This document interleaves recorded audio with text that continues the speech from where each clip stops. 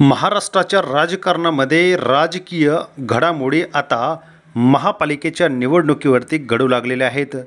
3 वर्षापूर्वी पक्ष फुटला, आजही उद्धव ठाकरे यांचं नाव घेतल्याशिवाय सरकार, भारतीय जनता पक्ष, शिंदे यांची शिवसेना, धनुष्यबाण पूर्ण नाव त्यांना मिळालं असलं तरी आजही उद्धव ठाकरे यांच्याकडे राहिलेले प्रत्येक कार्यकर्त्यांवरती त्यांचा डोळा असल्यासारखं दिसून येत आहे।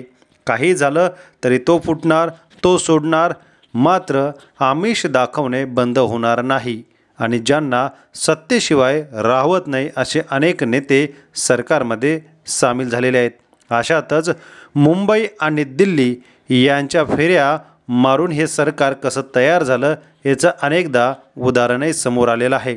ठाकरेंना एकाकी पाडण्याचा डाव सर्वतोपरी करण्यात आला आणि अशातच आता 2025 मुंबई महापालिकेच्या निवडणुकांच्या क्षणाला 2 भाऊ एकत्र यायला सुरुवात झालेली आहे।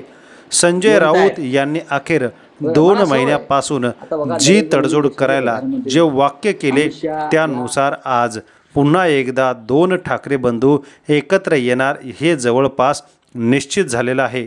दोन्ही भावांचं भाषण कित्येक वर्षानंतर एकत्र महाराष्ट्रातील आणि देशातील जनतेला, मराठी बांधवाला बघायला मिळणार आहे। जो डाव या ठिकाणी फडणवीसांनी टाकला तो उलटाच फसला।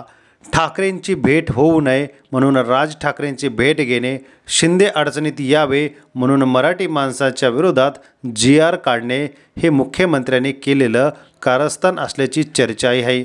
अशातच 2 ठाकरे बंधू एकत्र येऊ नये म्हणून GR रद्द केला, अशा अनेक चाली खेळल्या। मात्र अखेर राज ठाकरे, उद्धव ठाकरे यांच्या नावाने आज संजय राऊत आणि मनसेकडून एक पोस्ट करण्यात आली।